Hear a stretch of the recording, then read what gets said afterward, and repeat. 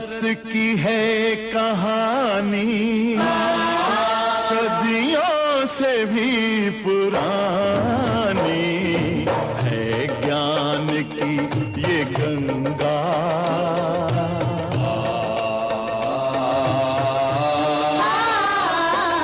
है, ज्ञान की ये गंगा, ऋषियों की अमर वाणी। देखो, जैसे आपने कहा कि हम करोड़पति बनना चाहते हैं, और बनना किस लिए चाहते हैं? कि गरीबों की भलाई के लिए, सेवा के लिए। यही कहा ना आपने, इसलिए करोड़पति बनना चाहते हैं। यही प्रश्न था ना आपका।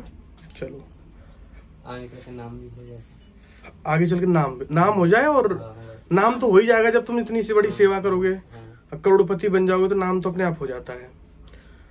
अब इसमें एक दिक्कत है कि जब पैसा आता है ना, जैसे आज जितने भी करोड़पति लोग हैं, अब जैसे अब मैं आपको अपनी समझाता हूँ। जब मैं गुरुकुल में अध्ययन करता था, छोटा था, तो वहाँ पे एक सेठ जी आते थे। उनकी साड़ी की फैक्ट्री थी। किसकी? साड़ी की। वो साड़ी बनाते थे, उनका बहुत बड़ा काम था साड़ी का। और रोज मान लो उनकी करोड़ों की कमाई थी, रोज वो करोड़ रुपए कमाते थे। उनसे यदि 1 रुपया कोई दान ले लेना तो बहुत बड़ी बात है। 1 रुपया भी कोई दान ले ले तो यो मान लो तुमने बहुत बड़ा काम कर दिया। रोज की उनकी लाखों कमाई थी। वो नित्य प्रति मेरे साथ बैठते थे, मुझसे बड़ा मन प्रेम था, मुझसे आते जाते थे। तो मैं उनसे कहता भी था कि सेठ जी ये बताओ, तुम इतना कमाते हो, तुम्हारी साड़ी की फैक्ट्री है, और दान तुम कुछ करते नहीं हो। तो कहते थे मैं तो कुछ कमाता ही नहीं हूँ, अभी तो घाटे में चल रहा हूँ, अभी तो घाटे में चल रहा हूँ। बस वो ऐसे ही कहते रहते थे। और हर रोज लाखों की सेलिंग थी, दूर दूर सूरत तक साड़ियाँ, वहां से माल लेना करना, बड़े व्यापारी थे और अरबपति थे वो तो। और दान के लिए 2-2 गुरुकुल हमारे चलते थे, परंतु 1 रुपया वो कभी दान नहीं किए, और आज भी नहीं करते हैं। आज भी वो मेरे संपर्क में, मुझे जानते हैं। कुछ पैसे मैंने उनसे जबरदस्ती कह के दान करवाए, पर फिर मैंने सोचा एक आध बार देने के बाद शायद हृदय पर खुश होगा, देंगे दोबारा। पर उस आदमी ने दिए ही नहीं, और आज तक उसने नहीं दिए। बताओ, अब वो करोड़पति है। और जब करोड़पति बना तो ऐसे सामान्य व्यक्ति से करोड़पति बना। अच्छा, आज देश में लाखों करोड़पति हैं, तुम देख रहे हो, हजारों लोग हैं, पर दान पुण्य करने वाले कितने हैं? 0.1%। इस बात से कोई फर्क नहीं पड़ता कि आपके पास कितना पैसा है, फर्क इस बात से पड़ता है कि आपके पास कितना बड़ा दिल है। समझे ना? नामदेव जंगल में बैठ के रोटी बना रहे थे। जब उनकी रोटी बन गई, 1 रह गई थी। 4 रोटी बना रहे थे, 3 बन गई, 1 बनने वाली थी। कुत्ता आया, तीनों रोटी मुंह में दबाया और जंगल में भागने लग गया। तो वो पीछे से घी का कटोरा लेके दौड़े उसके पीछे। तो कह रहे हैं कि महाराज रुको, रूखी खाओगे, अच्छी नहीं लगेगी, घी चिपड़ देता हूं, फिर ले जाओ, घी लगा दूंगा, फिर खाना। उस व्यक्ति के पास 4 ही रोटी की व्यवस्था है, वो भी भीख मांग के लाया है। उसमें से भी 3 क्या कर रहा है? प्रेम पूर्वक क्या कर रहा है कि अगर सूखी खाओगे तो अच्छी नहीं लगेगी, इतना सा घी रखा हुआ है, घी लगा लो, थोड़ा थोड़ा घी लगा के खाना, देखो स्वाद आएगा। और खुद 1 रोटी खा लेगा, नहीं भी खाएंगे। ये होता है दान, ये होता है धर्म।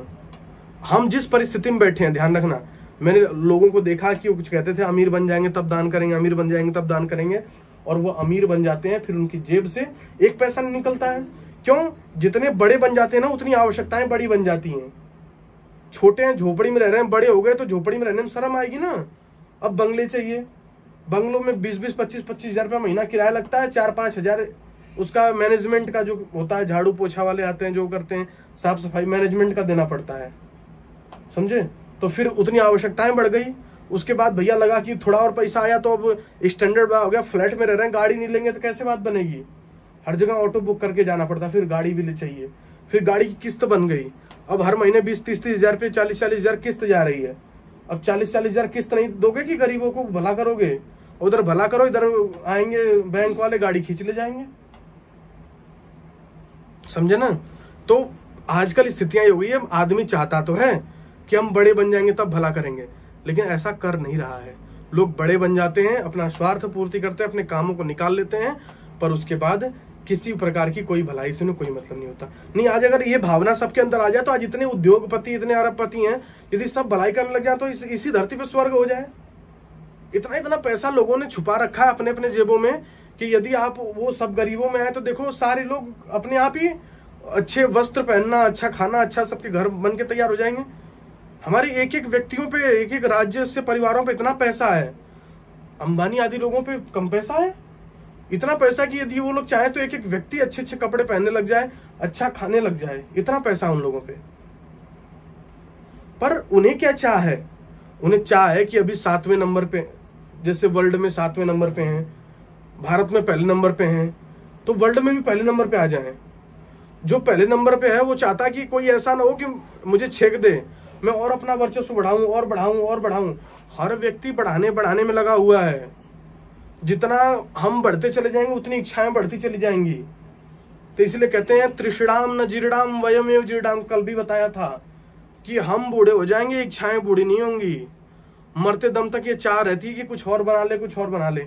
आज देखो जो 1 साल 2 साल में जाने वाले हैं वो भी बैठ के कहीं ना कहीं चिनाई करवाने, भैया यहाँ लेंटर डाल दे, 3 मंजिल इसे खड़ा कर दे, मेरे पेंशन के पैसा पड़े उन्हें निकाल ले। उन्हें पता है कि सब यही छोड़ के जाना है, फिर भी क्या इच्छाएं रुक ही नहीं रही हैं। इसलिए मन को मजबूत करना पड़ेगा। जिस स्थिति में खड़े हैं, जैसे आपके पास 1 करोड़ रुपए आएगा तो कितना दान करोगे? 50 लाख 50 लाख कर दोगे। आज कितना कमाते हो? 30,000 15,000 दान करते हो। तो 1 करोड़ से 50 लाख कैसे दान कर दोगे?